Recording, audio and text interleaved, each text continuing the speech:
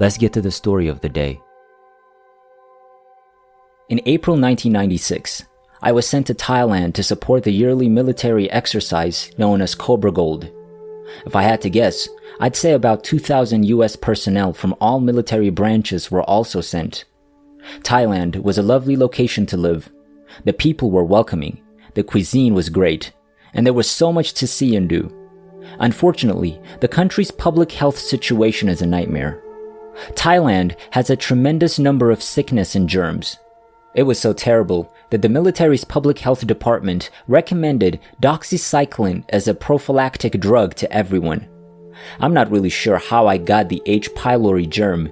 It's a tie between the ice in my glass of Pepsi and the sampler plate with 10 different types of meat.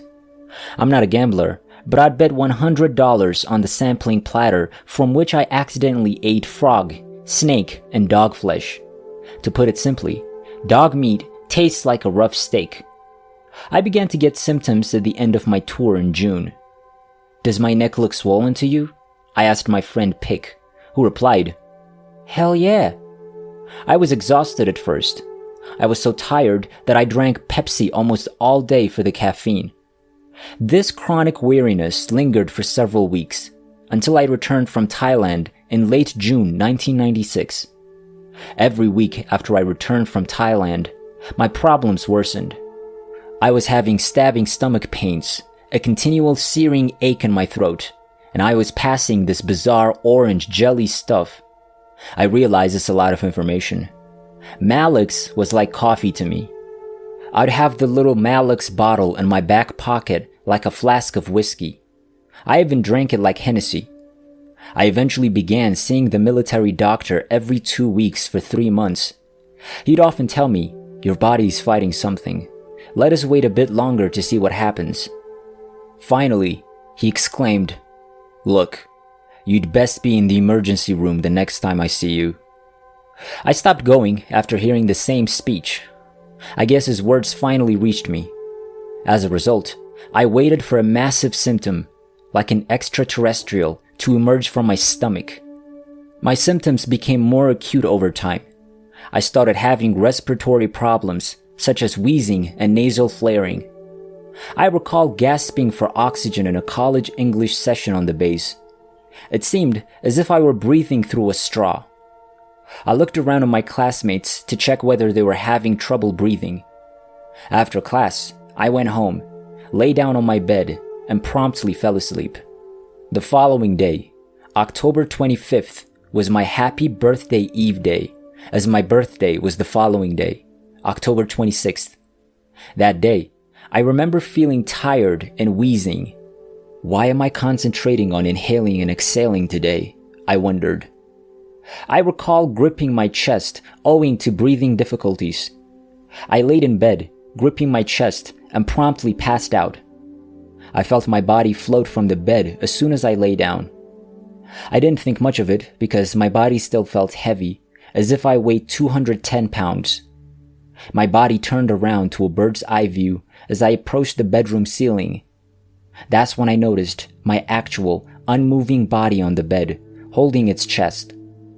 My spiritual body descended from the ceiling and took a seat in front of the bed.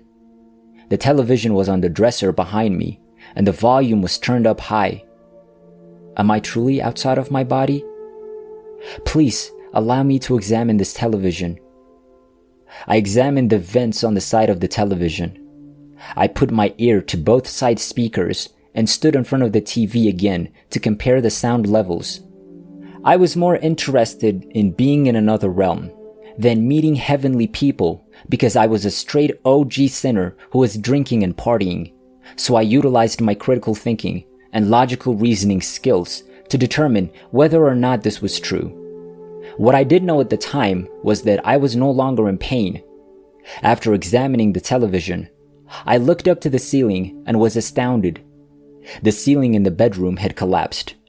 The ceiling was replaced with little dazzling stars from outer space. It felt as if the entire cosmos had been compressed into what appeared to be a star map on my ceiling. It was so dark in this vast space that it seemed to sparkle. I'd never seen anything so dark. The closest thing I can think of is the top of a black oven or stove or a flat screen TV. The stars were little but dazzling, like white Christmas lights. The lights, however, were overpowered by the darkness of the room. I was staring at it for at least 5 minutes. I recall thinking to myself, I must be in another world, since I knew, at that time, that no elements from the periodic table mattered. I turned around after staring at the ceiling and scrutinizing my television. That's when I noticed him.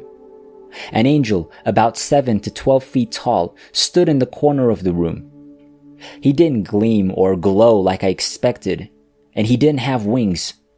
However, due to his height and the white robe he wore, I realized he was an angel. He was a tall, slim, elderly man with a beautifully groomed, finely edged beard. I'd say he resembled Christopher Lee's performance as Count Dooku, minus the lightsaber. I mumbled, "This ain't going to be pretty," as soon as I saw him, since I knew I was headed straight to hell. We had a lengthy discussion after that, but our mouths did not move. We communicated telepathically. Despite being in spiritual form, I retained all of my 5 senses. I was thinking to myself, man, this TV is loud, while talking to him in front of the screen. Another fascinating fact is that even in the spiritual world, you remain the same person. Because I'm easily distracted or have squirrel experiences, I kept glancing at the ceiling while telepathically communicating with the angel. I even wanted to jump up and touch one of the stars, as I would in real life. I don't recall what we talked about, but it had something to do with me being on the incorrect path to heaven. This is when I discovered this angel was more of a guide. After our chat, I flew over the house, far enough to notice that it lacked a roof.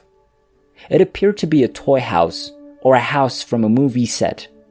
Only the side walls were present. I looked around my well-lit living room. My wife was cooking in the kitchen. Another ball of light appeared 6 feet away from her. That's when I saw it wasn't a ball of light, but rather another angel in the kitchen with my wife. After hovering over my house, I remember flying through the air. If I had to guess, I'd say I was somewhere around 50,000 feet in the air. Boy, was I flying. I recall flying over the Pacific water at night and how the waves had little reflections of light, similar to how the moon shines on the ocean. I was scared since I didn't know where I was headed. My spirit seemed to be tossed across the seas. I flew 6,000 miles from Guam to Los Angeles in about 10 seconds. I was so homesick because I knew I was distant from my body. I need to go back inside my body and start living right, I thought. My entire dimensional worldview became spiritual after I moved to Los Angeles. I eventually admitted that I was either dead or dying. I recall being in an orange-yellowish room. The light wasn't particularly brilliant, yet it lighted the entire room. I understood right away that this was no ordinary light, but rather the presence of God in the room. The light seemed to come to life. A glass pane across the room separated the dimension I was in from life on Earth. Even now, it's difficult for me to talk about this experience because I was being assessed on my past and future behavior. It was demonstrated to me how powerful our words or deeds are. If you labeled someone obese 20 years ago, you will see and feel the behind the scenes of how your comments affected them throughout their life. My previous remarks caused someone to be depressed in the future, to the point where it altered the trajectory of their lives. Just think about it. Consider all of the children you probably tormented or bullied in primary school. Consider the fact that you were the person responsible for that child eventually misusing drugs or injuring himself or herself later in life. Sorry if this was too gloomy and graphic, but I wanted to show you how Judgment Day will be. I felt dreadful and ashamed after witnessing this judgment incident. I didn't sob or cry, but I did want to get away from that chamber and the light. Just take me straight to hell, I told it. After that, feeling guilty, I started down this path, believing it would lead to hell. I turned about halfway down that walk and said, and all I wanted to see was my birthday, which was the next day. I was hurled back over the Pacific Ocean and into my body. I wish I had a camera in my room because my body felt like it was bouncing off the bed. I was disoriented when I awoke. I had no idea where I was. I assumed I'd been evaluated somewhere else. My wife entered the room seconds later, singing happy birthday and brandishing a cake. When I looked at the time, it was precisely 12 a.m. on October 26, 1996, my 26th birthday. I returned to the hospital after about a day. God blessed me with another doctor who had just graduated from medical school. I recognized him as a second lieutenant. Let me run some tests to see what's in your blood, he said. That's when the Helicobacter pylori was discovered.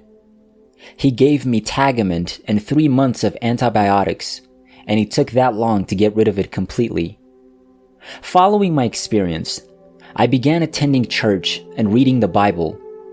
Most importantly, I became a loving being who loved everyone, regardless of race or economic class.